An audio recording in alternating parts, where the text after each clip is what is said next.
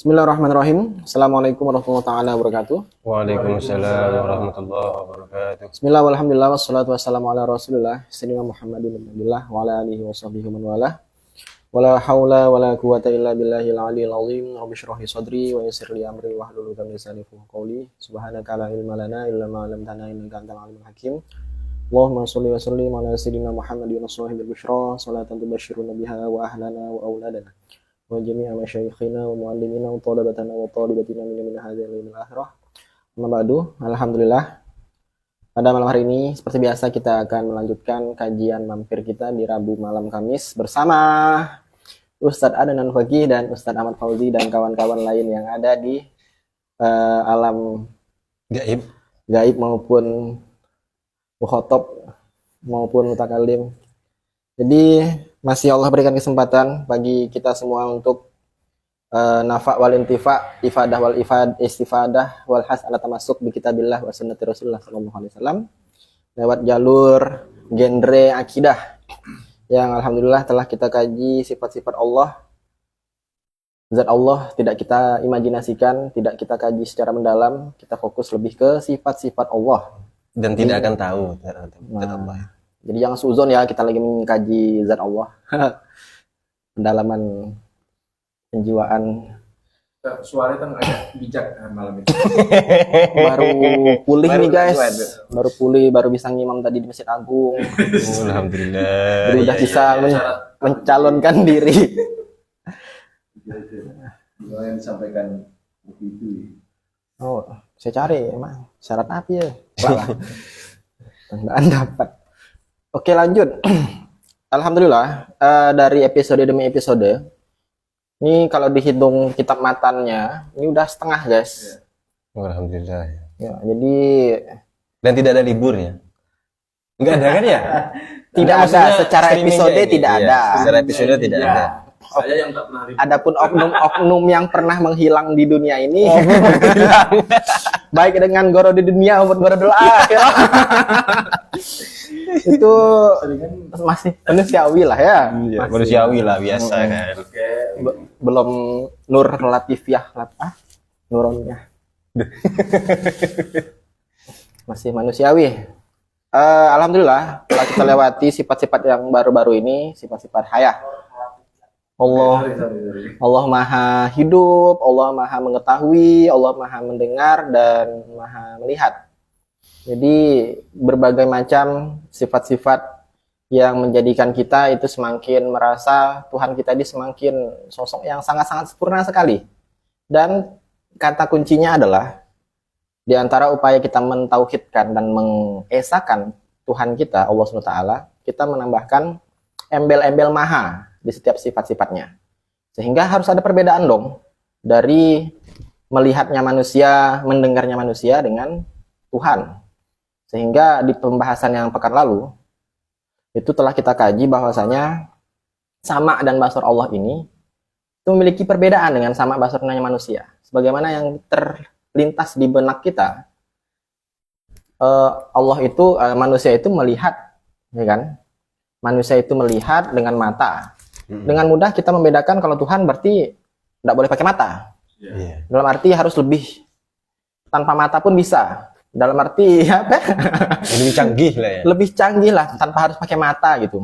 Masih pakai mata, masih pakai kamera, masih pakai cahaya. Mana paten ini?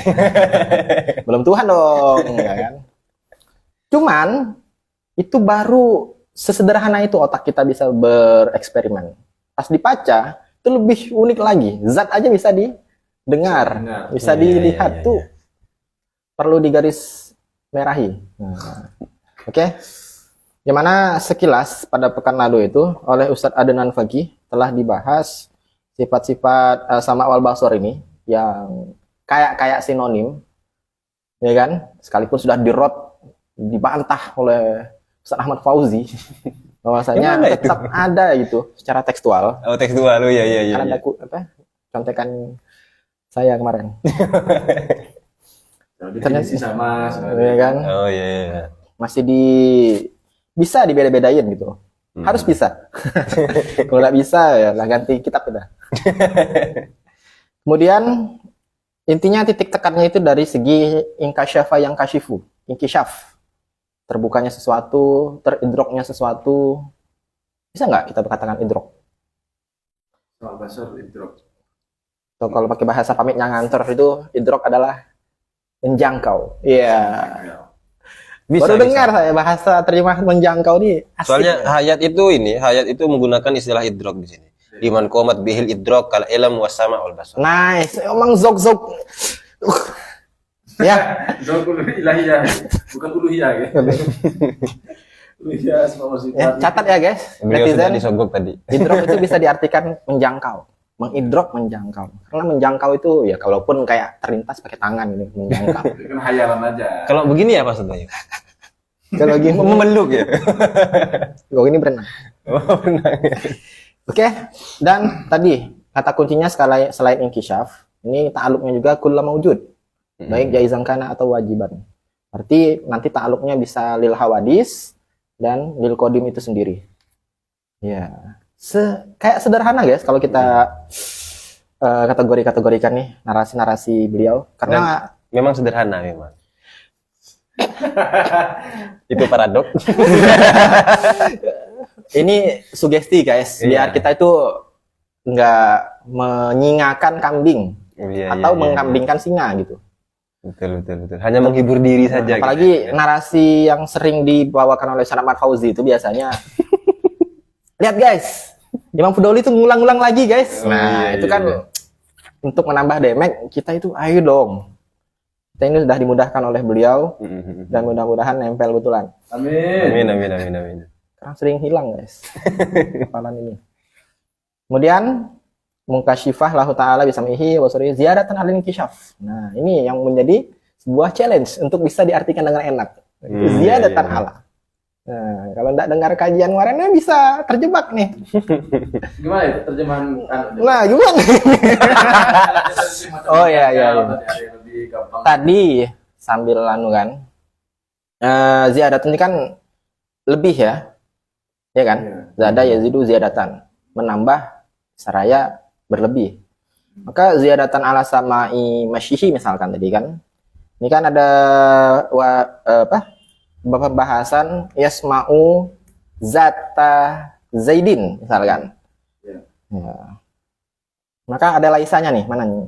Ada laisanya. Walaisal murad annahu isma'u masya itu kan. Nah, walaisal murad annahu yasma'u masyazat zaid. Karena itu nanti masuknya ke kategori ada suara di sana yang didengar. Iya, Cocok iya, kalau yasma'u sod, cocok. Oke. Ini bukan yasma'u sod. Tapi yasma'u zat betul-betul walaupun kaifiyahnya majhul. Iya. Iya, kita Maka nggak tahu gitu ya. balil murad. Nah, bahkan ya kan kalau bahasa Al-Qur'an dan fakir bahkan ada damage-nya. Iya. Akan tapi biasa gitu kan. Sangat datar sekali. Balil murad annahu yasma' zata zaidin wa jussatahu ziyadatan ala sama'i masyihi. Saya mengartikan lebih dari sekedar. Oh, gitu. Lebih dari sekedar ya. Lebih dari sekedar mendengar jalannya saja doang. Tapi betul-betul yasma' zata zaid. Lebih dari sekedar cuma mendengar jalannya doang. Itu biasa. Nah, ini harus lebih umum dan lebih Tuhan lah dari sekedar cuman dengar soundnya saja. Lakin lan nadif kaifiyatahu ini yang kita harus menekan ego kita. Kita tuh harus betul-betul mempunyai iman jenis seperti ini. Di satu sisi kita pengen banyak tahu, di satu sisi kita harus nyerah. Ada hal yang memang udah kita nggak bisa tahu. Sebagai hamba lah kita ya. Nah. Sebagai makhluk biasa ada sisi kekurangan kita. Dan ini cara Allah menyaring orang-orang keren tersebut. Iya, bisa nggak kita menundukkan setunduk itu? Biar kita nggak mengklaim diri, wah maha tahu nih, maha bisa tahu segalanya. Jadi barulah kita nih, ya gitulah ya. Dan nanti jangan mentang-mentang sudah belajar ilmu kalam kemudian merasa si paling tahu Tuhan gitu kan. Iya. Iya. Padahal ada beberapa konteks atau beberapa pembahasan yang justru jelas-jelas dikatakan majhulatun lana gitu. Kami tidak tahu. Bahkan ini juga kalau semisal sudah mengkaji semua kitab tauhid yang ada di seluruh penjuru dunia, Para ulama itu sudah menegaskan bahwa definisi yang disertakan kayak kemarin yang sudah kita singgung itu kan, atas semua sifat Tuhan itu bukan definisi esensial. Artinya dengan kata lain kita tidak tahu bagaimana esensi atau inti dari sifat Tuhan. Tidak pernah tahu pasti. Tidak pernah tahu pasti itu. Kita tidak pernah tahu. Yang dijelaskan oleh para ulama terkait dengan sifat-sifat Allah itu adalah sisi sampingannya saja. Sisi aksidennya saja. Ibarat Atau dalam level. bahasanya ini Syekh Said itu lawazimnya. Sesuatu yang pasti terjadi kalau Tuhan disifati dengan sifat tersebut. Misalnya kudroh dan seterusnya. Berarti kalau ikut aturan mantik itu dalam mendefinisikan dengan 5 level, mungkin nggak level 1 ya. Bukan, level 2. Tapi lumayan mendekatkan pemahaman kita ya kan, daripada jahil-jahil banget. Iya. Setidaknya adalah ilmu-ilmu dikit. Oh ya, kemarin juga ini Ustaz Bayu, saya nambahkan dikit. Kata ziyadah kemarin juga kita artikan ziyadah itu Enggak, bukan kita, Imam Basuki. Imam Basuki itu. iya, makanya Iya. ambil dari situ. Oh, iya. Kemarin kita sampaikan gitu. Iya. Ziyadah itu bermakna membedakan seperti sifat ma'ani itu kan disebut makna zaid atau sifatun qaimatun zaidatun gitu kan. Zaidah tambahan, di situ dimaksud adalah berbeda dengan zat gitu kan. Jadi sifat kudroh misalnya adalah zaidah, tambahan. Tambahan ini adalah penegasan bahwa kudroh sebagai sifat itu bukanlah zat gitu.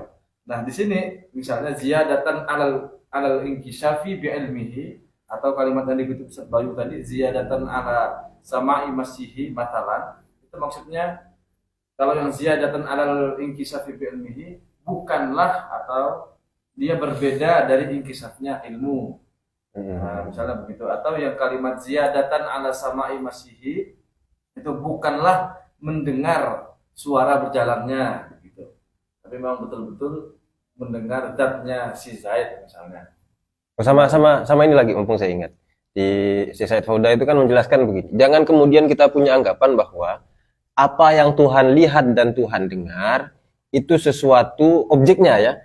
Sesuatu yang berbeda dengan apa yang Tuhan ketahui. Ya. Biasanya para pengkaji tauhid itu memahaminya demikian, biasanya. Nah, khawatir ada pemahaman yang seperti itu, beliau menjelaskan di di Hasyiah Horidah itu bahwa apa yang Tuhan ketahui juga sesuatu yang Tuhan dengar dan sesuatu yang Tuhan lihat. Jadi objeknya itu bukan objek yang berbeda, kira-kira begitu.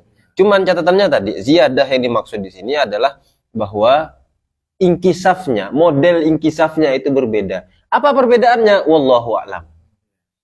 Nah, kalau ada yang bisa menjelaskan, berarti itu menunjukkan bahwa dia lebih tahu dari orang yang tidak tahu. sama kayak ini. Enggak lah, terus lah. Artinya bisa Agak bahaya. judul kalau di daftar di situ tarkul idrok. Ya. Nah, Oh, iya. itu ketawaduan yang keren.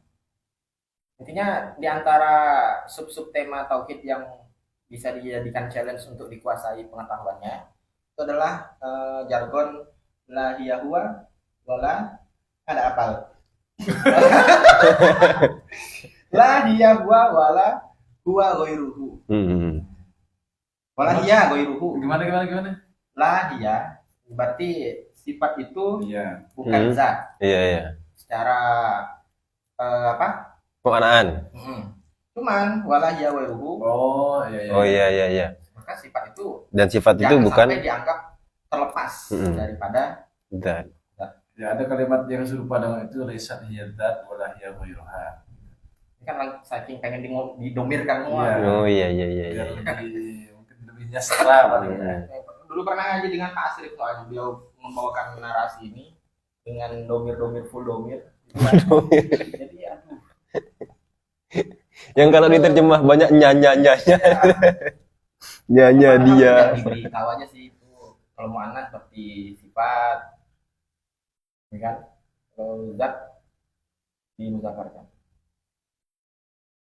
Oke, lanjut masuk pembahasan.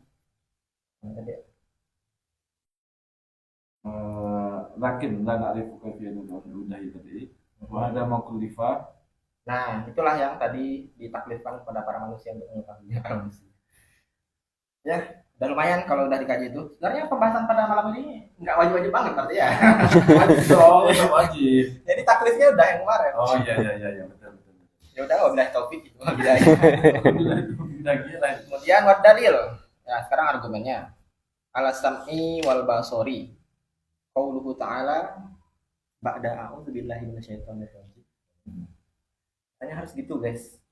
Kalau kita bilang qauluhu ta'ala a'udzu billahi minasyaitonir rajim. Istilah salah. Dia langsung ke ayat gitu ya. Karena seakan-akan a'udzubillah itu Termasuk dari Iya. dari qauluhu ta'ala. Jadi sekarang saya sudah meremake dikit model. Iya, saya itu baru Bahasa melihat status WA-nya San Bayu juga. Kalau kita meniatkan itu bukan termasuk apa namanya Tanya Quran. aja ke sahibul statusnya. Itulah kadang kita udah niat bagus, cuman karena yang ditangkap netizen, ya malaikat nggak nangkap gitu sih. Cuman itulah kita menghindari tuhmah, tuhmah. Lebih hilaf, lebih bijak lah kita menghindari hilaf termasuk yang bos ini. Oh iya, lanjut. Qauluhu ta'ala Ba'da a'udzubillahi minasyaitonir rajim. Innallaha sami'un basir. Ada Sesungguhnya Allah Taala itu maha mendengar dan maha melihat. Dan ini dalil nakli ini lebih berdemek kata beliau tadi. Dari mana itu kitabnya? Dari ini Syarah Sanusia. Syarah As-Sanusia. Ini dalil nakli yang ini itu lebih berdemek daripada dalil akli. Sama kalam juga, sama kalam. Cuman kita kan kasih bertanya-tanya nih. Kadang rasa haus itu kan setelah minum jus mangga pengen juga jus yang lain Iya. atau cairan-cairan yang lain. Cairan. Ya, mungkin ada dalil-dalil nakli atau dalil apa itu bisa ditambah dari kanan dulu mungkin. dalil nakli dulu, katanya kan dari dalil nakli yang lebih berdemek dulu. Nabil nakli. Nakli. Amin Basir udah. Oh, Nah, iya. nakli Oke. sudah. Dari Di- nakli. Mic dulu, mic. Oh, Mac. Dapat kan? Oh iya. Oke. Tadi sudah dijelaskan, ini agak istimewa memang. Sama dan Basor ini dalilnya yang digunakan dalam kitab Kifayatul Awam adalah dalil nakli. Qauluhu ta'ala. Sumbernya dari Quran. Kalau sebelum-sebelumnya itu dalilnya dalil akli. Premisnya begini gitulah. Jika begini maka begitu, jika begini maka begitu, maka kesimpulannya begini kan gitu. Itu dalil akli. Nah, sifat sama dan basor ini mulai dalilnya masuk ke dalil nakli. Dalil nakli itu dalil kutipannya dari Quran dan hadis. Nah, dalam hal ini yang dikutip adalah dari Quran. Bukti bahwa Allah itu maha mendengar dan maha melihat adalah innallaha sami'un basir. Itu berdasarkan ayat Al-Quran di surah Al-Mujadilah ayat ke berapa? 1. Ini? Ayat pertama ya. Ayat pertama atau banyak sekali lah ayat-ayat yang semacam ini. Sempat berpikir begini, dalam beberapa kitab kita juga berusaha dari argumen dalil aklinya. Ada tidak sih dalil aklinya itu? Kita cari di beberapa kitab, memang ada, cuman terus terang saya pribadi kurang puas dengan dalil aklinya itu, karena setelah kita kritisi itu masih memungkinkan adanya celah. Maka setelah saya renungi, saya pikirkan tentu saja dengan manhaj Ahlussunnah wal Jamaah, Iya. dengan nalarnya Aswaja. Kemudian saya sempat terlintas berpikir begini, umumnya ini tidak wajib diketahui oleh orang awam. Dalilnya itu begini, kalau Tuhan itu tidak maha mendengar dan tidak maha melihat, tidak punya sifat sama dan basor, otomatis Allah itu tuli dan Allah itu buta, kan begitu. Sementara kita semua tahu bahwa tuli dan buta itu adalah sifat ketidaksempurnaan atau sifat cacat, begitu ya. Iya. Maka dengan demikian kesimpulannya Tuhan itu harus memiliki pendengaran dan juga penglihatan, karena mustahil Allah itu cacat, tidak mungkin Allah itu sempurna. Argumennya begitu. Iya. Oke, kita ulang sekali lagi ya. Umumnya di kitab ilmu kalam itu dijelaskan bahwa bukti Allah itu memiliki sama dan basor adalah kalau Allah itu tidak punya sama dan basor, Allah itu berarti tuli dan juga buta. Sementara kita tahu tuli dan buta adalah sifat cacat atau ketidaksempurnaan. Di sisi lain, mustahil Tuhan itu memiliki sifat ketidaksempurnaan. Dengan demikian, mustahil Allah itu tuli dan juga buta. Kesimpulannya, Tuhan itu berarti harus mendengar dan harus melihat. Gitu kan? standarnya begitu. Mentok itu secara umum begitu ya. Mentok begitu.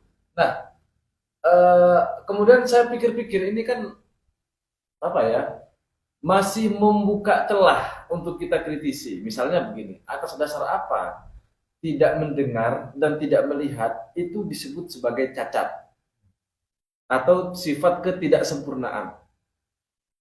Kenapa saya mempertanyakan itu? Karena saya pikir itu tergantung dari subjeknya dulu. Subjeknya siapa nih yang tidak mendengar dan tidak melihat? Iya. Saya contohkan seperti ikan lah misalnya. Ikan nih, ketika ikan itu tidak bisa memanjat, apakah tidak bisa memanjat bagi ikan itu berarti dia cacat? Kan tidak. Tidak. Justru kesempurnaannya ikan adalah dia tidak bisa manjat. Manusia nih, manusia tidak bisa terbang. Apakah tidak bisa terbangnya manusia itu menunjukkan bahwa manusia itu memiliki sifat tidak sempurna karena tidak bisa terbang? Tentu saja kan tidak. Karena memang kesempurnaan manusia itu tidak dituntut dengan harus terbang. Kecuali burung misalnya. Ada burung tidak bisa terbang. Baru ketidaksempurnaan bagi subjek bernama burung. Iya. Ikan tidak bisa berenang misalnya. Maka ini sebentuk ketidaksempurnaan bagi ikan. Nah, untuk Allah, atas dasar apa mengatakan kalau Allah itu tidak bisa mendengar dan tidak bisa melihat, kemudian dikatakan itu adalah ketidaksempurnaan bagi Allah? Nah, berangkat dari situ, akhirnya saya pikir-pikir, saya cari-cari jawabannya. Sementara ini jawaban secara umum masih ya, nanti bisa dipertegas lagi barangkali oleh dua ustadz di depan saya ini. Kita lempar lagi.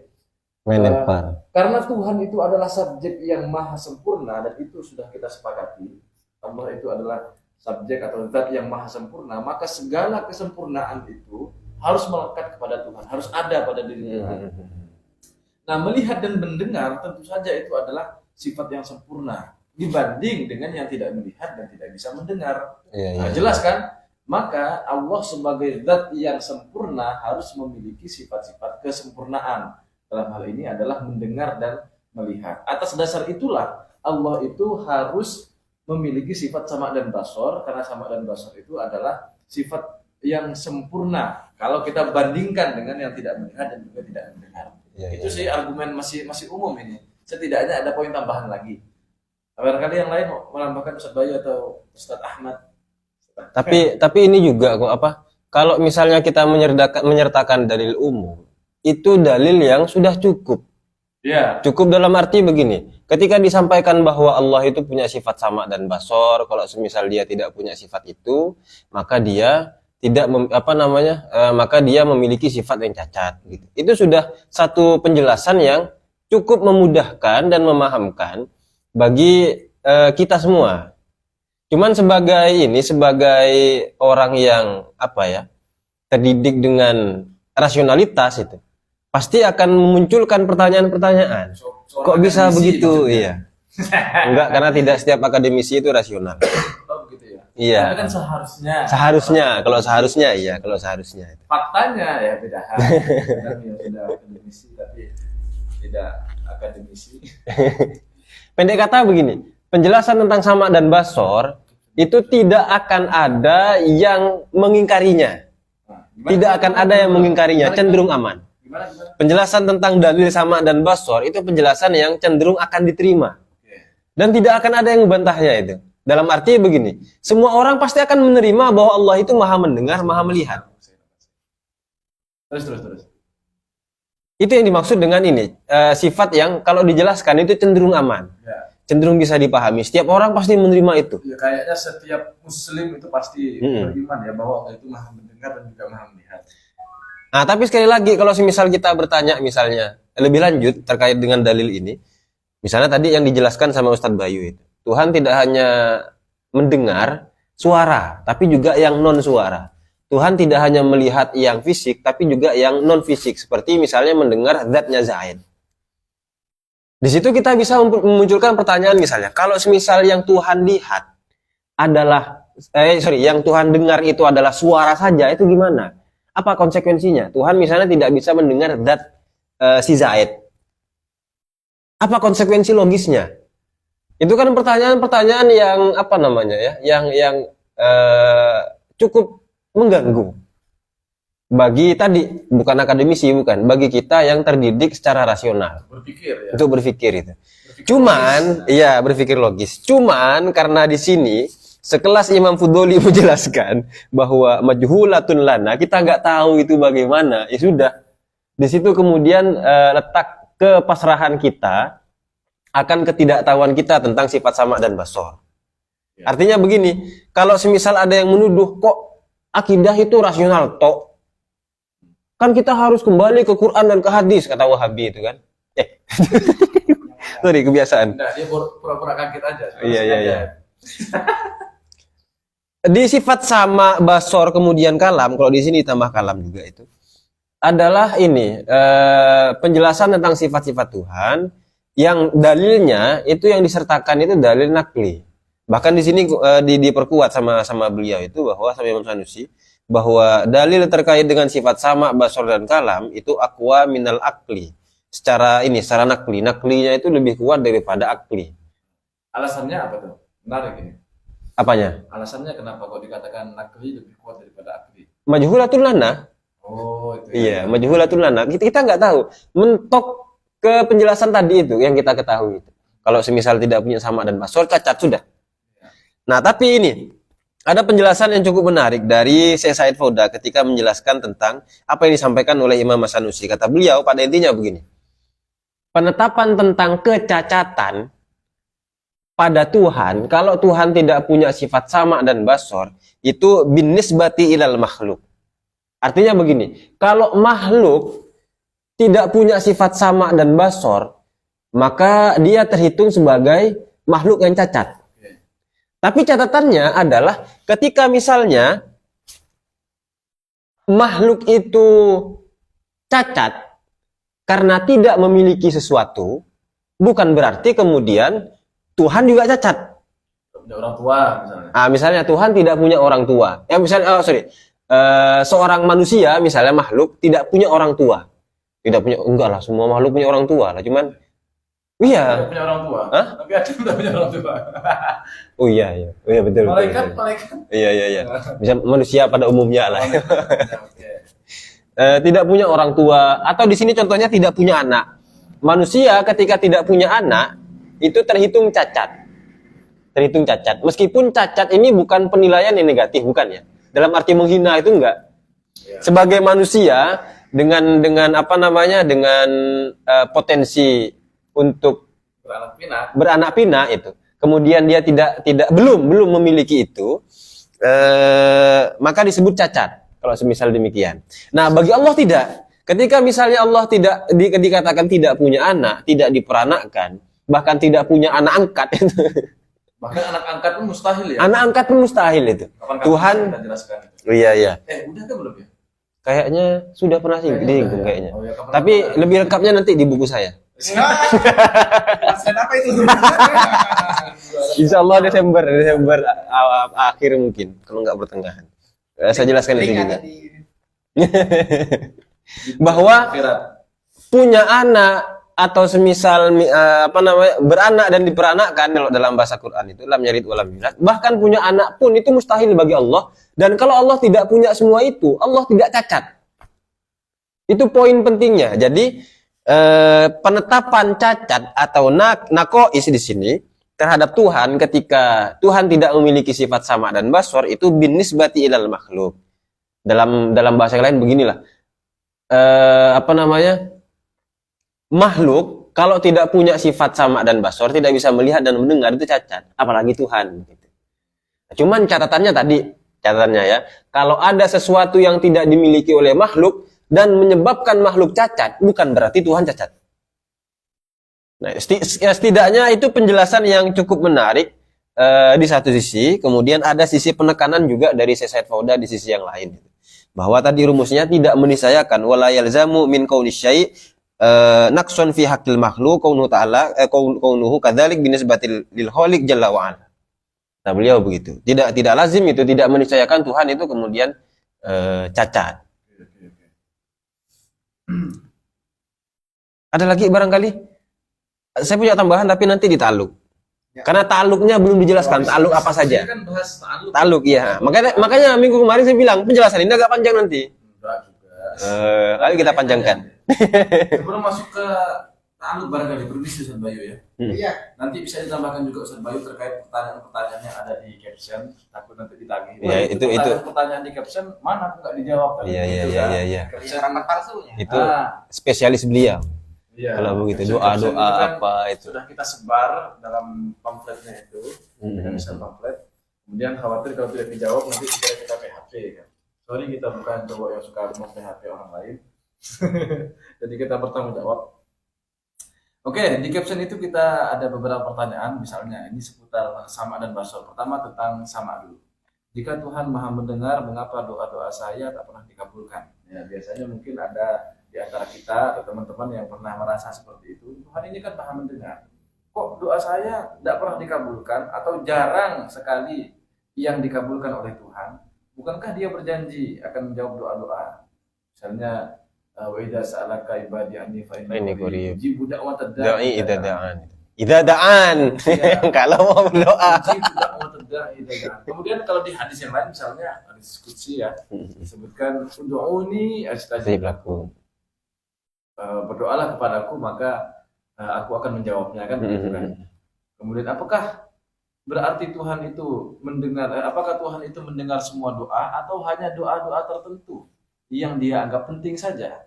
Nah, ini pertanyaan yang barangkali sempat terlintas dalam pikiran teman-teman atau netizen yang ada di rumah atau jamaah sekalian yang ada di sini, baik dalam bentuk yang syahid ataupun ghaib. Pertanyaan seperti ini tidak jarang muncul ya dalam pikiran kita, dan kadang kita mau mencari jawaban juga kesulitan ya, mau bertanya takut terkesan bodoh gitu ya. Sebenarnya tak masalah dipertanyakan. Teman-teman juga barangkali nanti ada yang punya pertanyaan bisa ditanyakan langsung ke Ustaz Bayu, insya Allah akan dijawab oleh Ustaz Bayu. Oke, bagaimana kita menjawab pertanyaan-pertanyaan tadi? Nah, jika Tuhan itu Maha mendengar, mengapa doa-doa kita itu tak pernah dikabulkan? Bukan tidak pernah dikabulkan. Kalau kita melihat di tekstualitas ayatnya ataupun hadisnya tadi itu, ujibu da'watad da'i idza da'an. Itu ujibu, dia menjawab. Menjawab ini tidak harus apple to apple. Jadi Allah itu pasti menjawab, pasti memberikan respon terhadap segala permintaan kita, pasti itu.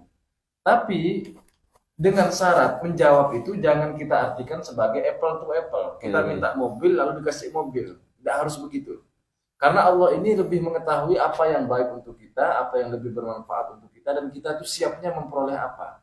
Kadang kita ini meminta sesuatu, justru kalau seandainya kita miliki, itu akan merusak diri kita. Allah tahu itu. Sehingga ketika kita meminta sesuatu, Allah itu pasti menjawab dengan memberikan hal yang lebih pantas. Kalau misalnya kita minta mobil lalu betul dapat mobil, maka itu berarti sudah pantas kita.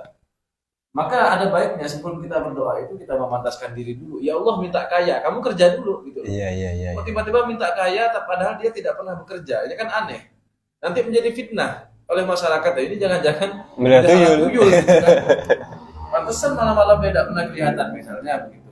Nah, harus memantaskan diri dulu. Jadi kalau dia mau minta kaya ya harus kerja dulu dia. Baru nanti dapat kaya. Makanya dalam salah satu quote guru kita itu doakan kerjamu, kerjakan doamu. Oh, itu real. Kerja dulu, kemudian kita doakan kerja kita, kemudian kita doa kita tuh ya dikerjakan. Jangan minta sukses tapi tidak mau bekerja. Nah ini aneh. Oke, jadi catatan pertama adalah Allah itu pasti akan mengabulkan doa-doa kita, tapi jangan diartikan mengabulkan itu harus apple to apple. Minta mobil harus mobil, tidak begitu. Allah memberikan yang terbaik. Adapun sesuai dengan ucapan kita tadi ini, kita minta mobil, nanti akan dikasih mobil kalau sudah waktunya. Kalau sudah tepat momennya, kira-kira begitu. Kalau sudah pantas. Mungkin pada mulanya mobil mainan dulu. Mobil mainan dulu, barangkali kan. Yang kecil terus yang agak besar, makin besar gitu kan. Boleh jadi dengan cara seperti itu. Bukankah dia berjanji akan menjawab doa-doa? Ya, atau minimal ya, yang pasti akan ditunaikan nanti kalau sudah di akhirat. Sebagaimana yang dijelaskan dalam beberapa kitab seperti itu. Bahkan ada satu ungkapan yang menarik di kitab Al-Hikam itu, mata atla qolisanaka bitolab fa'alam annahu yu'tiyaka. Keren sekali itu. Iya, ketika Allah itu sudah membuat lisan kita untuk bergerak memohon kepada Tuhan, ketahuilah bahwa sebenarnya Allah itu sedang Allah itu akan memberikan hal tersebut. Bagaimana penjelasannya? Nah, penjelasannya begini. Ketika kita berdoa nih, minta sesuatu kepada Tuhan, apa buktinya bahwa itu akan dikabulkan? Loh, yang membuat lisan kita ini berdoa siapa? Siapa? Jawab. Tentu saja Allah, ya kan?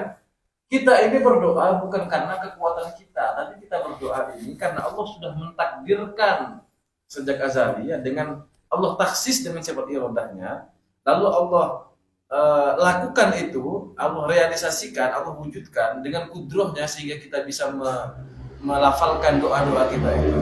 Yang tentu saja kalau Allah sudah menetapkan hal tersebut pasti nanti akan Allah kabulkan. Kalau bukan sekarang ya berarti kita belum pantas, maka Allah menggantinya atau memberi dengan yang lebih pantas untuk kita. Nanti akan diberikan yang apa yang kita pinta itu.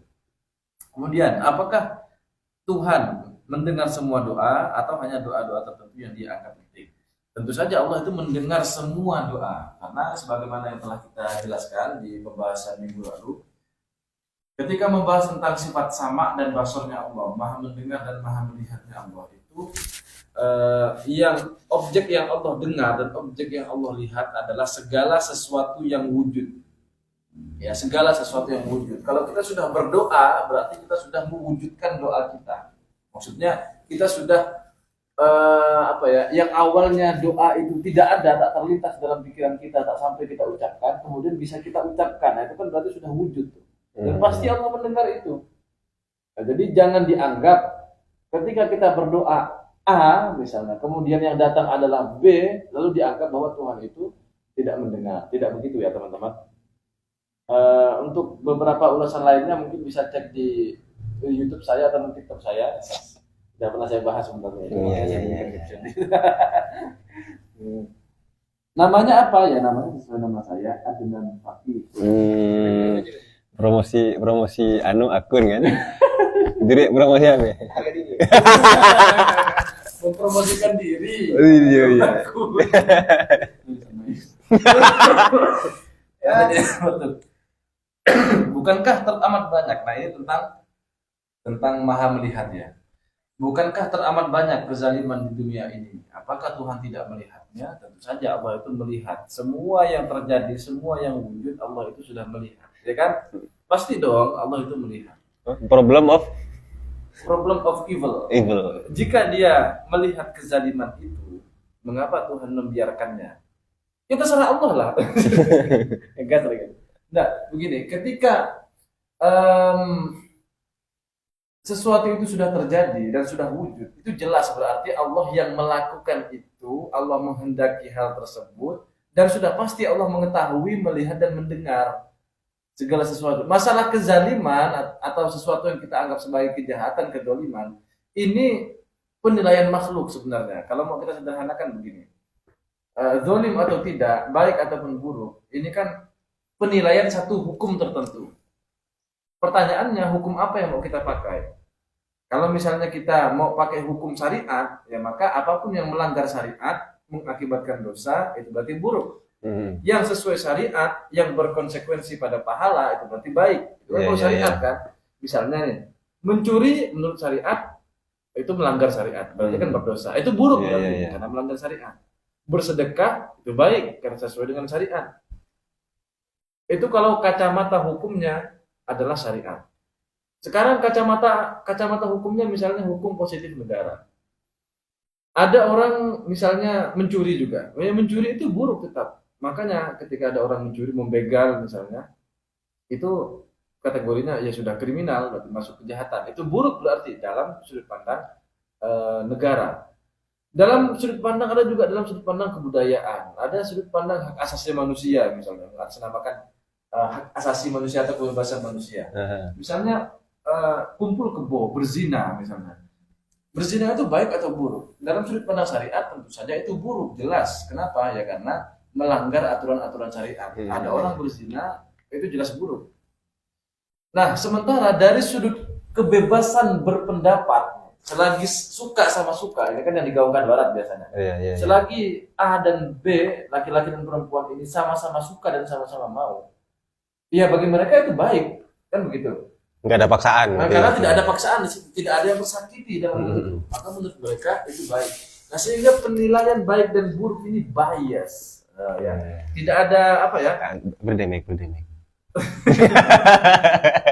Baik atau bias, tidak jelas jadinya. Kadang satu hal dianggap baik, kadang sisi hal dianggap sebagai hal yang buruk. Nah, pertanyaannya, ketika kita mau mengatakan ini baik ataupun buruk dari sisi Tuhan, hukum apa yang mau kita pakai Iya. untuk menilai itu? Misalnya nih, kezoliman ini dibiarkan oleh Tuhan misalnya, atau memang Allah sendiri yang menghendaki keburukan tersebut dan dengan kudrohnya lah hal itu bisa terjadi. Apakah dengan begitu berarti Allah itu sudah berbuat keburukan? Nah, kan begitu. Ini sebenarnya sudah kita bahas ya di pembahasan yang lalu, cuman masih berkaitan dengan basornya Allah atau penglihatan Allah. Allah itu melihat hal tersebut. Sementara perbuatan yang kita anggap zalim itu tidak bisa kita sandarkan kepada Tuhan. Kenapa kok tidak bisa disandarkan kepada Tuhan? Karena tidak ada hukum yang bisa menghukumi Tuhan. Hukum dengan yang dihukumi pasti lebih tinggi hukumnya daripada yang dihukumi. Iya. Ada hukum negara. Kita sebagai orang yang disidang nih, kalau hukum negara sudah bilang bersalah, ya sudah, tidak bisa kabur, kita tidak bisa ngapa-ngapain, masuk penjara. Lalu bilang ya. Kalau kita dinyatakan tidak bersalah, ya sudah, bebas, berarti aman, kan begitu. Itu menunjukkan bahwa hukumnya itu lebih punya kuasa daripada yang dihukumi. Yang dihukumi. Nah, hukum apa yang bisa menjatuhkan hukuman kepada Allah untuk mengatakan Allah baik ataupun buruk, Allah zalim ataupun tidak? Tidak ada. Nah, maka bisa kita jawab segala sesuatu yang terjadi, termasuk apa yang kita anggap zalim dari sudut pandang kemanusiaan, dari sudut pandang syariat misalnya, itu adalah tentu saja hal yang buruk dari sudut pandang tertentu tersebut, dan sudah pasti hal itu dilihat oleh Allah. Nah, seperti itu. Kedzaliman itu dari sudut pandang manusia. Kadang-kadang ini juga kita melihat sebuah kejadian itu dari sudut pandang yang lebih kecil. Nah, Sementara Tuhan itu menghendaki sesuatu dengan bahasanya guru kita itu kan dengan generasi itu kan. iya. Dengan sudut pandang yang lebih luas. Iya. Misalnya yang kasus baru viral ini kan. Iya, Gus Miftah dengan tukang es teh. Kita nggak tahu kita nggak tahu konteks dalam arti apa yang Tuhan rencanakan di balik itu. Iya. Kita nggak tahu. Yang kita lihat itu adalah bagian demi bagian. Misalnya kita lihat berita-berita sekarang kan si bapak tukang esnya itu justru malah dapat bantuan setelah itu. Artinya ada sisi kebaikan di balik satu kejadian yang awalnya kita anggap buruk. Yang Allah kehendaki. Yang Allah kehendaki itu, yang kita anggap buruk itu. Ya bukan berarti dalam konteks ini ya kita membenarkan tindakan tersebut. Oh tidak. Yang jelas kok ini sudah mencari nafkah dengan cara yang halal Halal, yang ya. disoraki seperti itu, tentu itu tidak etis. Tidak etis itu. Itu dari sudut pandang manusianya ya, jelas ya. Di keramaian Apakah orang juga itu. kezoliman tersebut, katakanlah itu kezoliman ya, itu dilihat oleh Tuhan atau enggak sih? Tentu saja dilihat. Iya. Karena kejadian itu wujud, ya kan? Tapi apa yang kita anggap buruk itu ternyata dari sudut pandang yang lebih tinggi dari tingginya ya, atau dalam hal ini katakanlah dari sudut pandang ilahi ya, sudut pandang ketuhanan, ternyata hikmah yang ingin Allah kehendaki di balik itu adalah Allah justru ingin menyejahterakan si penjual es itu dengan cara yang seperti itu. Tolong jangan disalahpahami ini ya, ini konteksnya beda ini. Yang satu jelas dari sudut pandang kemanusiaan kita tidak bisa membenarkan, tapi dari sudut pandang hikmah yang Allah itu sudah menghendaki hal tersebut, ternyata ada hal yang lebih baik. Demikian pula kedoliman, kemaksiatan yang Allah kehendaki di muka bumi ini, dari sudut pandang manusia, entah syariat, entah itu kebudayaan misalnya, itu adalah hal yang buruk, jelas kita nilai itu hal yang buruk. Tapi barangkali Allah punya rencana yang lebih istimewa lagi untuk dia di masa yang akan datang, atau kemaslahatan manusia secara umum gitulah kira-kira. Di mana di ayat Quran itu kan ada itu. Inna fi khalqis samawati wal ardi wa ikhtilafil laili wan nahari la ayatil liulil albab. Ya, dalam pergantian siang dan malam. Dan dulu kita pernah ngaji itu yang dimaksud dengan pergantian siang dan malam atau proses penciptaan itu. Tidak hanya dari awal mula alam semesta tiada kemudian menjadi ada, enggak. Jadi yang dimaksud di situ apapun yang terjadi. Ya, inna fi khalqis samawati Nah, khalqis samawati wal ardh, proses penciptaan itu. proses penciptaan juga jangan dikira harus sesuatu yang yang materi nampak oleh kita. Misalnya kan begini, karena kan orang awam itu memandang bahwa yang disebut menciptakan kayak misalnya saya belum lahir kemudian setelah itu lahir. Seperti itu menciptakan. Padahal menciptakan itu tidak hanya begitu. Misalnya nih, kejadian itu belum ada sekarang. Lalu sekarang terjadi. Itu juga penciptaan tuh. Misalnya tadi tukang es jualan. Awalnya belum terjadi ketika dibentak lah, dimaki misalnya. Belum terjadi. Lalu kok terjadi? Nah, itu juga penciptaan namanya. Iya. La ayatin li ulil albab. Juga menjadi ayat tanda. Ulil albab itu tingkat kecerdasan tertinggi itu. Artinya akan ada kesimpulan yang kita dapatkan. Gimana ayat setelah itu? Alladzina yadhkuruna. Bukan seperti itu. Oh ya, Rabbana ma khalaqta hadza batila. Tidak ada yang batil itu.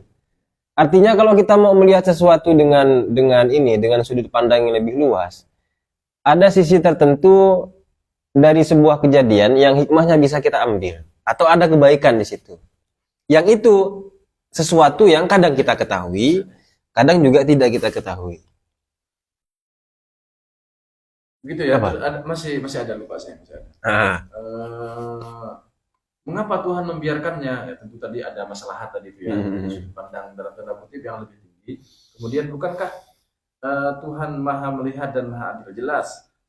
Maha Melihat sudah selesai tadi dengan jawaban tadi. Maha Adil ini sudah kita jelaskan juga dalam beberapa pertemuan yang lalu bahwa adilnya Allah tidak sama dengan adilnya manusia. Adilnya Allah pengertiannya adalah fa'alun lima yurid, apapun yang Allah kehendaki. Dan yang terjadi sekarang itu jelas adalah sesuatu yang adil. Itulah keadilannya Tuhan sebenarnya. Jadi sekarang kalau sesuatu itu terjadi itu adalah adilnya Tuhan. Berbeda dengan adilnya manusia. Kalau adilnya manusia harus proporsional, misalnya ini anak 5 tahun, ini anak 20 tahun misalnya. Yang ini 5 tahun kasih jajan 5.000 misalnya. Yang 20 tahun kasih jajan 15.000. Itu kan adil tuh dari segi manusia. Tapi dari sudut pandang Tuhan, ya terserah Allah. Allah mau memperlakukan apapun, itu terserah Allah. Itulah adilnya Tuhan. Fa'alun lima yurid. Barangkali itu dari caption-caption yang penting sudah terjawab ya. Sudah kita tunaikan. Jadi tidak ada PHP. Tambahan lagi Ustaz Bayu barangkali ada, atau lanjut ke pembahasan tentang ta'alluq. Cek. Jadi seperti itu. Dari semua pertanyaan yang terdapat di caption itu memunculkan sebuah garis benang merah bahwasanya pertanyaan tersebut muncul karena ketidaktahuan kita akan yang namanya definisi. Iya. Baik ilmu fikih maupun ilmu tauhid, ujung-ujungnya bakal membuat kita semakin haus dengan yang namanya ilmu mantik. Kita sangat-sangat layak untuk mengkaji definisi dan cara mendefinisikan agar tidak asal judge. Saya perlu ngeluarin ini enggak? Oh iya, otak berpikir. Oh, jangan. Otak. Jualan terus kapital ini jangan. Bukan, menyampaikan ilmu. Malu sama kopiahnya ada logo NU-nya tuh. Enggak kelihatan. Mulai dari ujibu, astajibu, mengkabulkan. Apa maksud mengkabulkan? Terus mendengar. Bukan mengkabulkan. Kok disinonimkan gitu. Sehingga ketika sudah ada jelas perbedaannya, ya udah berarti memang beda. Termasuk klaim keadilan tadi. Cuman semenjak berteman dengan mereka berdua ini guys, saya curiga nih. Saya menyikapi tentang doa ini kok agak berubah ya. Jadi saya positif gimana? Jadi saya sedikit merenung dan ingin meminta konfirmasi, afirmasi dan sejenisnya. Inkoherensi. Saya menggambarkan doa ini selain di hadis itu kan disebutkan mukhul ibadah, titik beratnya otaknya ibadah. Begitu tingginya. Kalau udah berdoa itu titik beratnya adalah ibadahnya itu loh. berdoa tanda kita abad yang beribadah. Di sisi lain, saya mengartikan doa ini sebagai alamah, Ya. tanda dari sebuah takdir, spoiler. Karena ujung-ujungnya ketika minta A dikabulkan B, itu kan takdir Allah memang lebih keren, ya kan? Iya, iya, Cuman iya. gimana kalau kita minta A betul-betul jadi A? Ya. What if? Tapi Maksudnya gimana? kita minta betul-betul Pajero dikasih Pajero, kan tidak serta merta kita menisbahkan wah gara-gara aku berdoa nih. Iya, iya, iya, iya, iya, betul, Iya. betul itu. Berarti lebih enak. Bener-bener paham. Doa. Ya, terlalu cepat kita speednya kita mau kemana? Ketika kita tadi disampaikan kan, ketika kita berdoa A, dikabulkannya malah B. Ya, ternyata itu lebih baik dan lebih cocok, lebih layak untuk kita atas aturan Allah, dan itulah keimanan kita.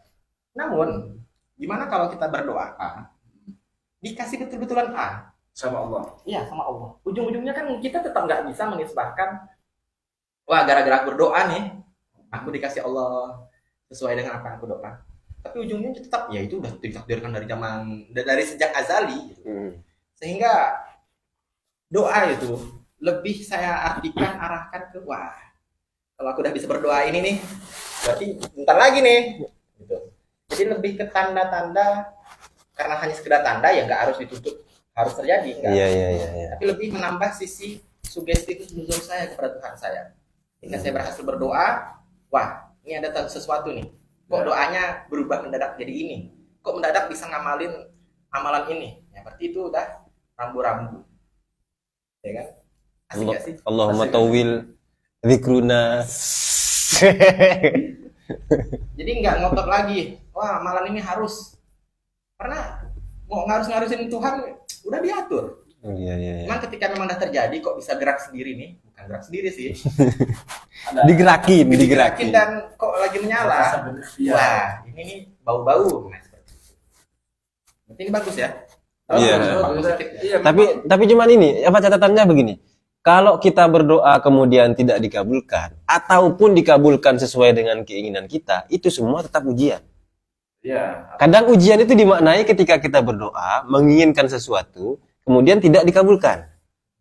Hanya di momen itu saja. Ketika semisal dia berdoa, kita berdoa, misalnya kemudian dikabulkan sesuai dengan keinginan kita, itu dianggap sebagai, ya memang itu apresiasi Apa atau gitu ya? apa namanya pemberian anugerah dari Allah. Tapi ingat, anugerah itu juga Ujian. ujian. Harus tetap megang rem ya. Harus ada remnya itu. Jangan kemudian ketika kita berdoa Ujiannya A, betul atau tidak gitu. iya. Ketika kita berdoa A minta Pajero, kemudian dikasih Pajero beneran, kemudian muncul asumsi, oh, ini berarti doa saya mustajab begitu. Buka praktek langsung. Buka praktek menerima jasa berdoa misalnya begitu kan. Enggak begitu. Kalau kita sejak awal sudah memahami bagaimana wahdaniyat fil af'al, bagaimana kemudian dalam tanda kutip kinerja kudrah dan iradah, kita enggak akan punya asumsi seperti itu. Tidak akan punya asumsi seperti itu. Makanya sekali lagi, kalau semisal kita berdoa kemudian dikabulkan, maka bentuk ujiannya adalah kita bersyukur atau tidak. Tambah semangat beribadah atau tidak. Di situ. Meskipun yang perlu saya tekankan adalah sebagai orang yang sekarang sedang berbicara, saya belum sampai ke level itu. Ya penting kan secara pengetahuan. Secara pengetahuan, iya. Kan jalan kita sudah tahu. Seenggaknya kita punya jalan, kita punya rem. Ya meskipun sering tertabrak sana sini itu kan. Ya, manusiawi lah saya kira. Manusiawi itu. Tapi memang harus yakin Ustaz Bayu kalau berdoa itu.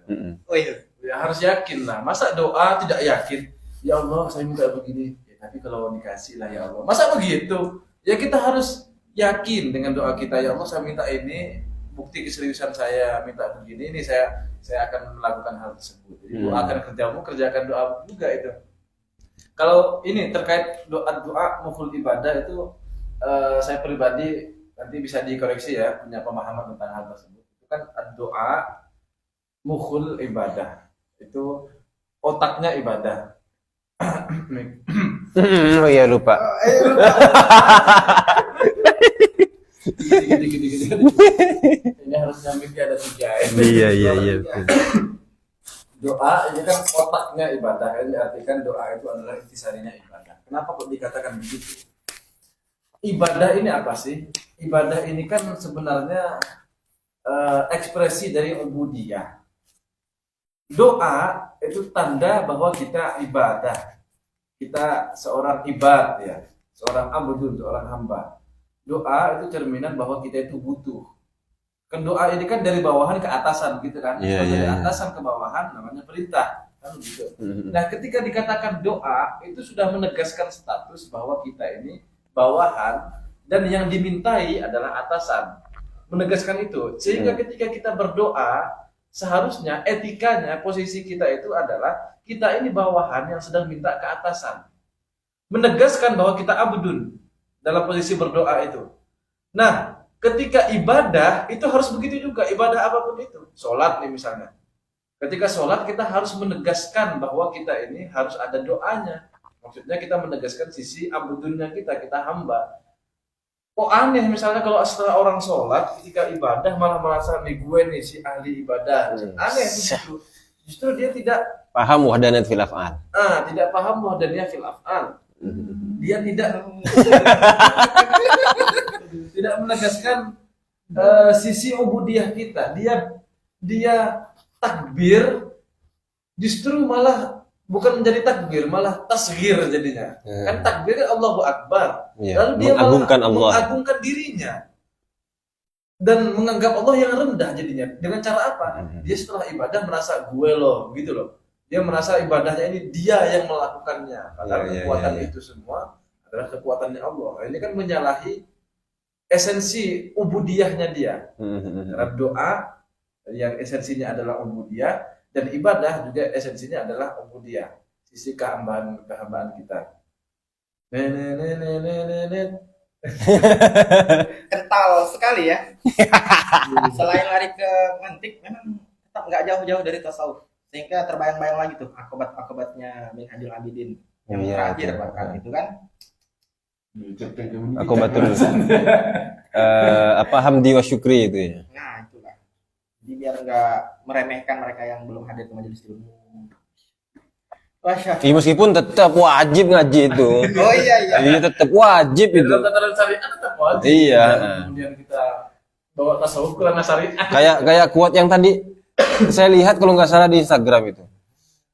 Meskipun mereka bekerja, mereka itu selagi bekerja dengan niat untuk menafkahi anak istri di rumah, maka itu terhitung sebagai ibadah. Ya, kita terima itu. Cuman tetap yang wajib harus dipelajari. Apapun yang diwajibkan oleh agama, wajib kita pelajari. Itu, jangan kemudian menjadikan kuat itu sebagai andalan, sebagai pisau bedah untuk melukai semua orang. Nggak bisa, itu nggak bisa. Tetap harus ada pada garisnya masing-masing. Iya. Misalnya kita sedang berbicara tentang syariat, ya dia tetap harus belajar, tetap harus bekerja. Iya. Jangan kemudian pakai pandang hakikat. Ada orang mencuri misalnya, nggak usah di. Mencuri juga afalnya Allah. Biarin aja lah. Itu nggak tempat itu. Atau juga mencuri itu afalnya Allah. Kalau begitu, Iya. salah paham. Syariatnya itu tetap melanggar, ya harus ditangkap habis itu. Iya. Itu banyak tambahan dari kita orang. Masya Allah. Masa Allah gitu. Bawa gelas kosong dan gelasnya besar biar nggak tumpah-tumpah nih ilmunya nih. Iya. Karena nggak dalam, dangkal. Gelasnya besar. Seperti guys, sama wal basor ya, yang secara kilanan jari itu pendek, cuman bisa loh dikembang-kembangin sesuai turun. Bapak ini baru bapak ya. Ya Allah, Bakatnya sudah ada. wa'lam. Ya, sekarang kita masuk ke ranah ta'alluq. Ta'alluq nih guys. Kalau udah wa'lam ini penting ini. Berarti ilmu ya, bukan wasma Oh iya. wadrik. Wa'lam ketahuilah, ana ta'alluq sam'i wal basar binisbati lil hawadisi itu ta'alluqun suluhiyun qadimun qabla wujudiha. Nah, jangan lupa kasih titik guys, atau koma, terserah. Kalau Arab tuh nggak suka titik. Iya, nggak harus pakai ya. Komanya pun, Sekarang komanya pun dia nggak pakai koma kita, dia pakai koma sendiri. Dan di keyboard tuh agak sulit nyarinya.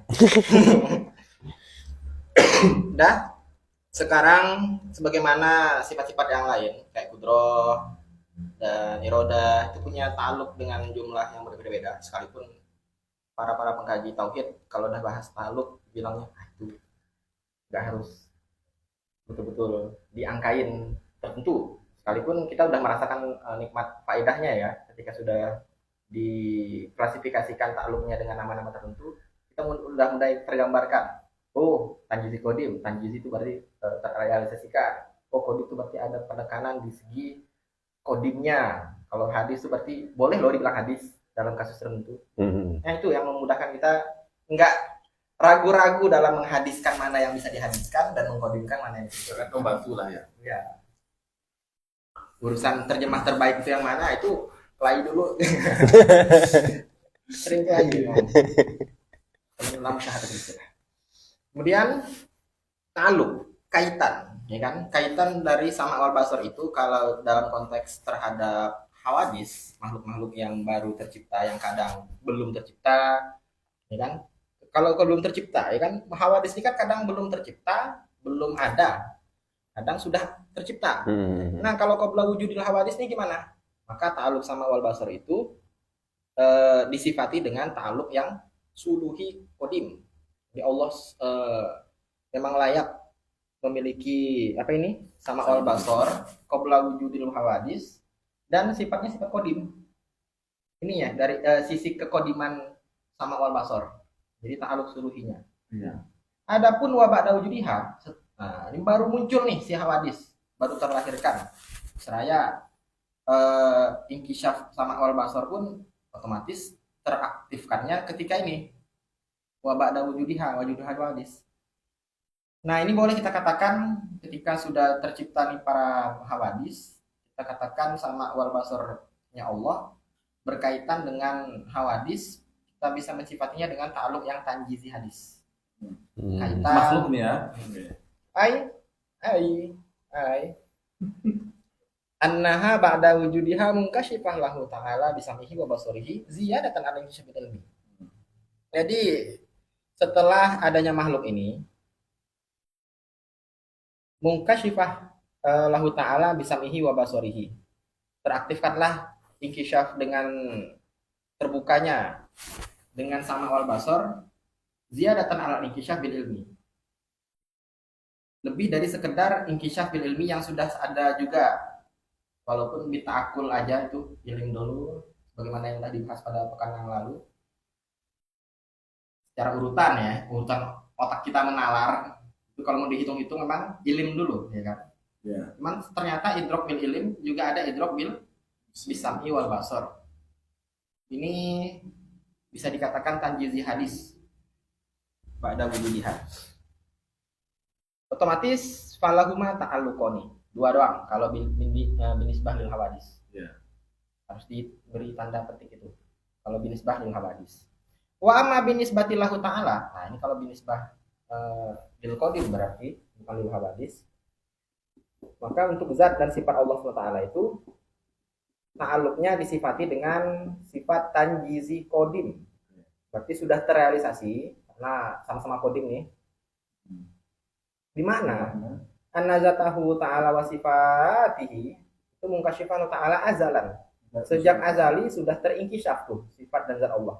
Masa Allah tidak tahu dengan tidak sama dengan dan tidak basor, tidak idrok dengan dirinya sendiri dan dengan sifat-sifatnya? Aneh dong. Dan harus sudah terrealisasikan di kodim tersebut di fase lagi ayahnya. Fase lah boleh ya. Disamihi wa basorihi. Fayasma. Nah ini kalau udah fa ini anak merdu nih fa. Sekolahnya hari Fayasma ta'ala, maka Allah itu sudah sama terhadap zatnya wajami asifatihi yang wujudiyah. Berarti ini seakan-akan mengeluarkan yang salbiyah. yang salbia Hal sama amal tibar. Ini yang saya skip karena saya akan memberikan ke beliau insyaallah. Nggak mau saya. Karena udah menyampaikan dari Min kudratin wa sam'in wa ghairihi. Jadi pasti dong Allah sudah sama dengan itu semua. Wa ghairihi. Wala na'rif ini. Ini kita turunkan lagi setelah kita paham-paham seru, harus tawadu lagi. Ada yang kita tidak bisa tahu. Wala na'rif kaifiyat ta'alluq. Jadi kita udahlah, kita tarakul idrok, kita tidak tahu nggak apa-apa tentang teknis detail daripada kaitannya tuh gimana tuh samanya Allah dengan zat dan jami sifatihi secara detail itu seperti apa. Nah, nantilah kita nonton bioskop akhirat. Wa yabsur ta'ala zatahu wa sifatihi wujudiyah min qudratin wa basarin wa ilma wa lan yudri kaifa ta'alluq. Dan lagi-lagi dari segi basornya Allah pun terhadap zat dan sifatnya itu min qudrah wa basar wa ilma, semuanya kita cukup mengimani Allah itu membasor dan bersama itu semua, dan kita titik beratkan kita tidak tahu kaifiyahnya. Kebagaimanaannya. Termasuklah tentang istiwa dan lain-lain ya kan, yang kayak gemes-gemes gitu, pengen tahu istiwanya seperti apa. Cuman kalau dibilang majhul ya udah majhul. Ya, yang jelas, yang jelas. Kita tahu batasan yang tidak boleh diartikan seperti itu harus kita tepis. Sehingga kalau ada yang sok tahu, nah itu kalau nggak dituduh Wahabi ya apa gitu? Wahaboy. Wahyudi. Wahabi rasa Yahudi. Wah, ya salah lah, ganti lah. Serabi lah. Serabi. Wala nadri kaifiyat ta'alluq wa ma taqaddam anna sam awal basar yata'allaqu bi kulli mawjud. Nah, jadi dari awal sampai akhir pendapat tentang bahwasanya ta'alluqnya basar dan sama itu dengan bi kulli mawjud. Ini adalah ra'yu siapa? Ra'yu imam yang sangat-sangat menjadi sumber daripada kitab Hifatul Awam, yaitu manhajnya Madrasah Imam As-Sanusi. Ra'yu Sanusi berarti ya. Wa man tabi'ahu, dan para fans mengikut beliau. Wa huwa murajjih, dan pendapat itulah yang mengungguli dari semuanya. Wakila. Nah, ini ada kila. Wakila ini identik dengan pendapat lemah. Ya. Bahkan pendapat ini juga diakui oleh ChatGPT. Imam ChatGPT juga menganggap pendapat yang ini. Jadi ChatGPT itu membedakan, guys. Sudah dicek di ChatGPT. Iya, saya pengen versi robot netral yang tidak PHP, Yang tidak punya akal maksudnya. wow, yaitu inna sam'a la yata'allaq illa bil aswat. Umumnya ya kan, pendapat ini kan lemah, tapi mewakili umumnya pendapat manusia biasanya berpikir. Sama pendengaran, sifat mendengarnya Allah itu dikatakan la yata'allaq, tidaklah berkaitan kecuali hanya dengan yang aswat, suara-suara saja. Karena mendengar itu identik dengan suara. Ya. Masa bisa mendengar Tembok, zat, mendengar kipas angin, ini masih ada suaranya. tembok. Tembok lah yang betul-betul diam gitu kan. Kalau ada tembok yang berbicara itu keren.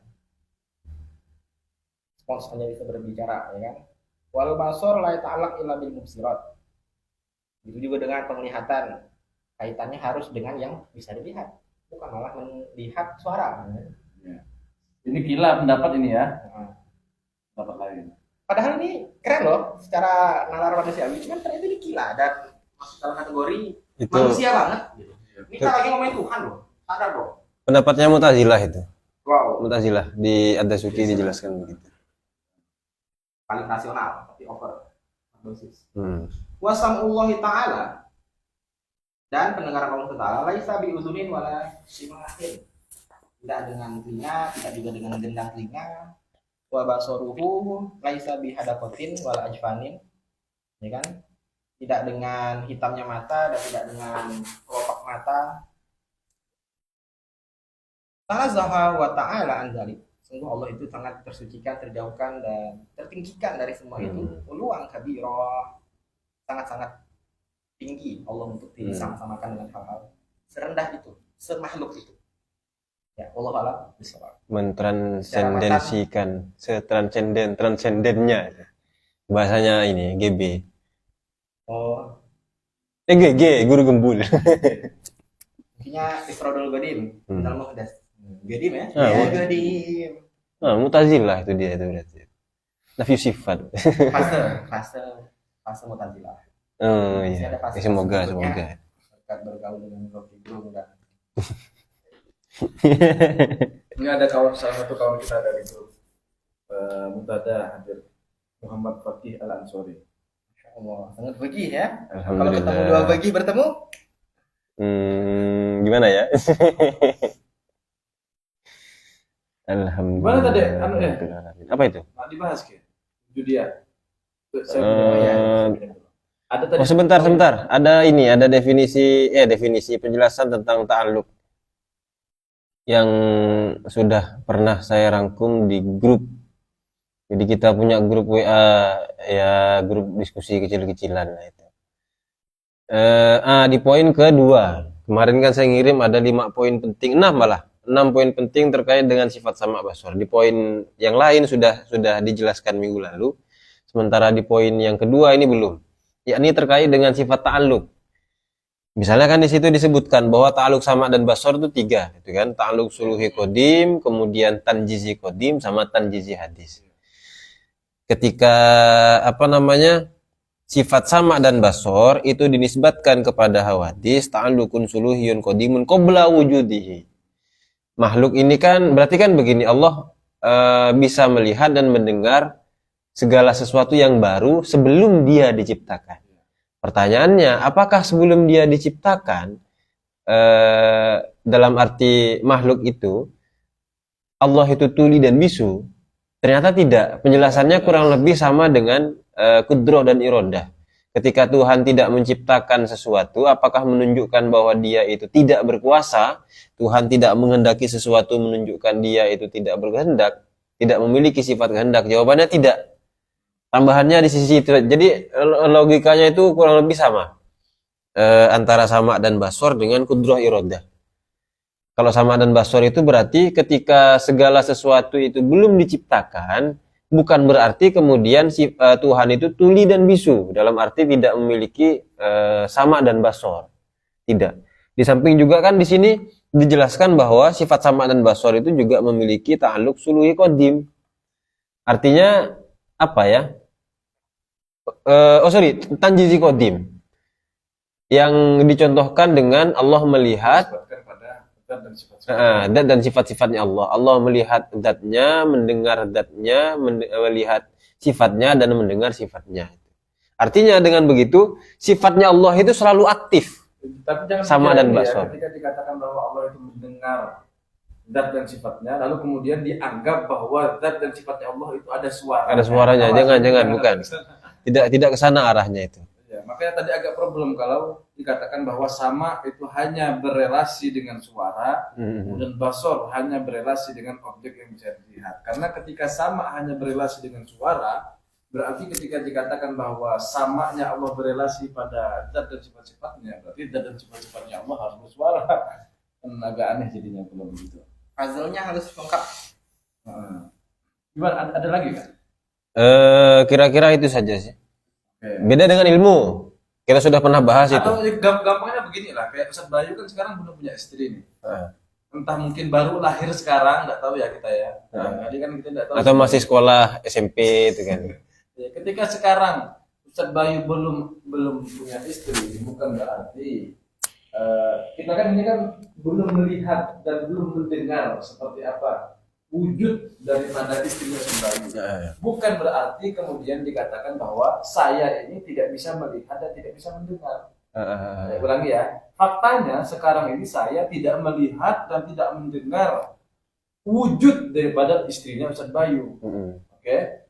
Kemudian apakah dengan tidak melihat dan tidak mendengarnya saya atas wujudnya istri Ustaz Bayu kemudian dikatakan bahwa saya buta dan tuli? Kan itu saja tidak. Nah, problemnya bukan di saya yang tuli ataupun buta, bukan. Problemnya adalah dia belum wujud gitu. Ya Allah, ketika dinisbatkan sama dan basornya, penglihatan dan pendengaran Allah itu dinisbatkan pada makhluk yang belum diciptakan, bukan berarti Allah tidak mendengar dan tidak melihat itu, kemudian dikatakan Allah itu tuli, tidak, dan bisu, tidak. Tuli dan buta, tidak begitu. Karena problemnya makhluk itu belum wujud, begitu saja sebenarnya. Iya. Oke, kalau itu sudah jelas, ada tadi poin yang ketinggalan terkait doa tadi. Saya pernah berpikir begini. Sebenarnya terinspirasi dari ini sih kemarin. Teringat lagi gara-gara lihat ceramahnya Ustaz Nuruddin sebenarnya di TikTok itu. Beliau diceritakan dari gurunya bahwa ada satu amal, satu ibadah yang pasti diterima oleh Allah, sekalipun amal tersebut adalah berasal dari orang yang bermaksiat, bahkan dia itu orang yang fasik misalnya, itu tetap diterima. Berbeda dengan ibadah-ibadah yang lain. Kalau ibadah-ibadah yang lain misalnya kan ada yang mengatakan bahwa kalau kita dalam perut itu ada barang haram, sholatnya tidak diterima, kan yang berhubung sholat fi fiha haram misalnya. Kemudian kalau ada orang pernah berzina kemudian 70 tahun amal ibadahnya tidak diterima, kan begitu tuh. Adalah beberapa ibadah yang menjadi tidak diterima gara-gara satu perbuatan maksiat. Nah, tapi ada satu amal yang itu pasti diterima. Pasti diterima. Walaupun dia ahli maksiat. Ayo tebak gitu ya. Amal tersebut adalah berselawat. Berselawat ya. Nah, berselawat kepada Nabi. Saya mikir-mikir, kenapa kok pasti diterima? Nah, karena selawat itu kan perbuatan kita ya, kita berselawat kepada Nabi. Itu kan doa kita tuh. Selawat ini kan doa kan isinya kan. Allahumma sholli ala sayyidina Muhammad. Allahumma ya Allah sholli, berikanlah rahmat kan. Memintakan permohonan rahmat kepada Allah untuk Nabi Muhammad. Sholli ala sayyidina Muhammad, untuk Nabi Muhammad misalnya. Nah, doa kita itu sesuai dengan af'alnya Allah. Karena Allah sudah bilang di Quran, innallaha wa malaikatahu yusholluna 'alan nabi. Allah sendiri yang bilang bahwa Allah itu berselawat, malaikat juga berselawat. Nah, karena Allah itu sudah mengatakan bahwa salah satu af'alnya adalah berselawat kepada Nabi, lalu cocok tuh dengan doa kita. Allah sudah beraf'al, af'alnya adalah selawat. Lalu kita berdoa nih, doa kita adalah selawat. Berarti kan sesuai dengan af'alnya Allah. Nah, dengan demikian sudah pasti ketika kita berselawat itu pasti diterima. Kalau itu jadi harapan. Ya Allah, saya sempat berpikir betapa banyaknya dosa saya ini. Saya takut ibadah saya tidak diterima, sholat saya yang saya merasa si paling lengkap rukunnya, si paling lengkap syarat-syaratnya. Saya kadang berpikir juga, oke, sholat saya sah secara fikih, tapi diterima atau enggak ya? Saya terus terang masih khawatir. Nah, ketika ingat tentang sholawat itu terus ada harapan baru lagi. Di sholawat salah satu doa yang pasti diterima oleh Allah. Rabu depan bawa rebana kita enggak? Maka ada guru saya itu menyampaikan bahwa rahasia supaya doa itu dikabulkan oleh Tuhan adalah diawali sholawat, diakhiri dengan sholawat. Kalau di awal dan di akhirnya diterima, masa tengahnya tidak diterima? Kan? Bungkusnya itu berarti ya? Iya, bungkusnya, covernya. Tapi pernah nggak ada mendengar statement pendapat ulama yang mengerot pendapat tidak semutlak itu sholawat itu diterima? Jadi yang mengerot, ada yang membantah. Enggak, siapa bilang sholawat itu bisa diterima secara pasti? Belum pernah gimana tuh penjelasannya? Alasannya apa? Ya alasannya kayak masih umum kayak biasa ibadah ya, kalau nggak ikhlas ya ada pengurangan kuantitas pahala sesuai keikhlasan. Enggak masuk. Enggak pernah. Dan saya tidak masuk ke itu. Saya tetap yakin bahwa dalam kalau melihat argumen yang tadi kayaknya nggak terbantahkan ini. Ibaratnya ya, dari keyakinan itulah argumen saya tadi. toh sudah terjadi Iya. Sesuai dengan Artinya kan begini, kita bersolawat ataupun tidak, Allah itu tetap beraf'al berupa solawat itu. Maka ketika kita bersolawat, itu kan sesuai dengan af'alnya Allah. Nah, begitu kan. Kalau ada yang lebih logis dari itu, mungkin akan goyah dikit lah nanti keyakinan saya. tapi itu dari segi penyesuaian realita, ya kan? Maksudnya gimana?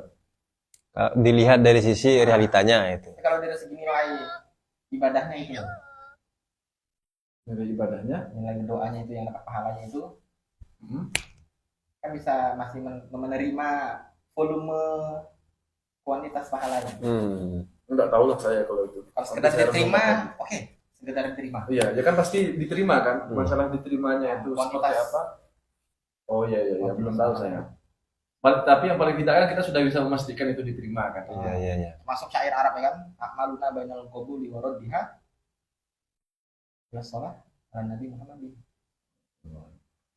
Nah, tadi tentang wujudiyah itu. Wujudiyah mau dibahas itu. Dikit lah. Sulup-sulup. Pernah ada udah sulup-sulup. Tadi juga ini sempat terlintas juga. Kan habis sisa tadi ada ngaji. Anda ini pasti terburu-buru nonton video tadi kan? Enggak.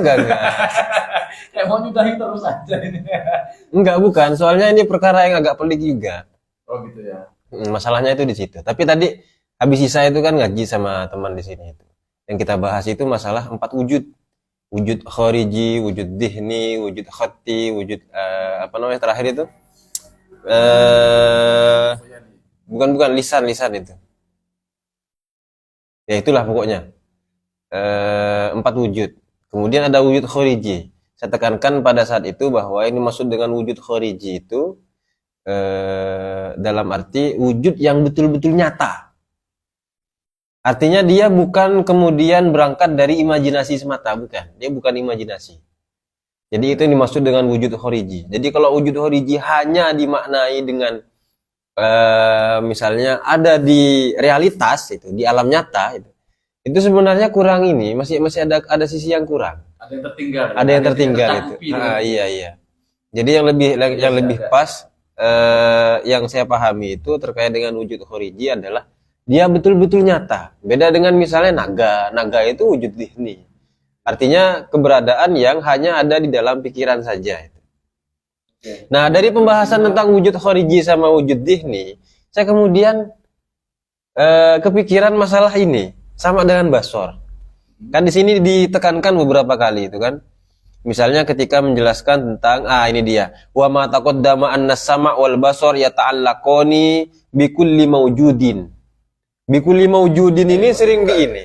Hah? Mau dibuka kayak. Loh, kan Anda yang menawarkan. Bukan yang itu, bukan yang bikuli maujudin. Apa yang mana? Bukan ke situ. Yang mana? Itu kan masih rahasia ya. Iya. Anu dulu lah ke orang-orang. Di wa yabsuruhu ta'ala dzatahu wa sifatahu al-wujudiyah. Nah itu loh.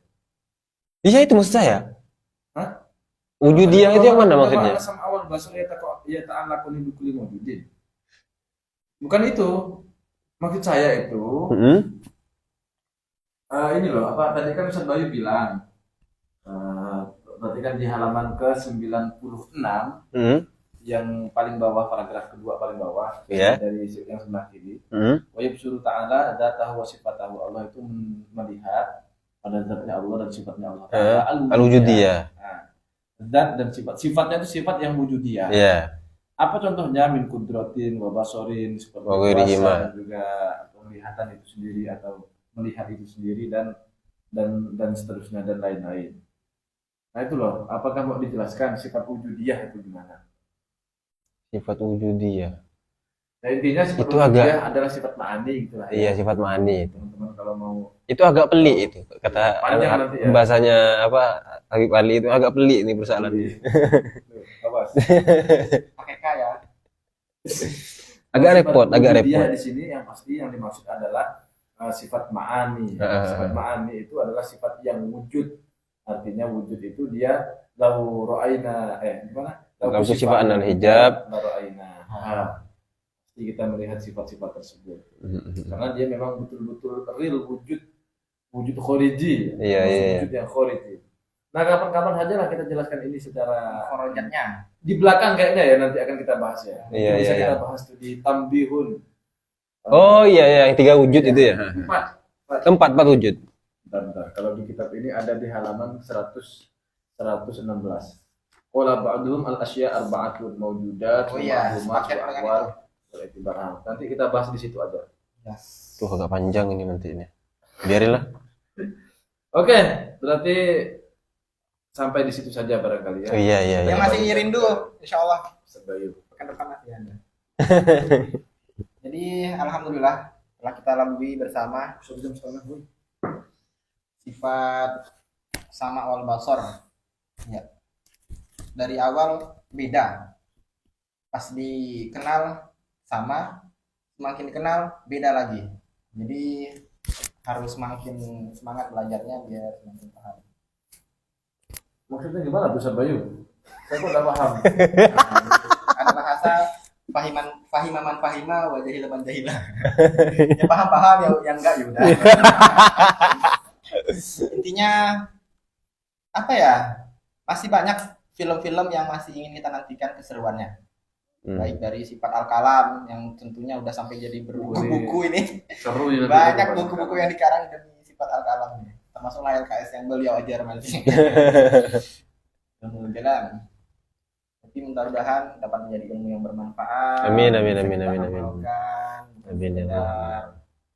Kita pahami saja, tapi bahkan jangan sampai hilang juga, sehingga kita layak berdoa Allahumma inni Habis kalau dakna ka ma'alam tanah wa mahasibnahu tarduku ilaina. Amin. Bismillahirrahmanirrahim. Subhanakallahumma wa bihamdika asyhadu an la ilaha illa anta astaghfiruka wa atubu ilaik. Waalaikumsalam warahmatullahi wabarakatuh.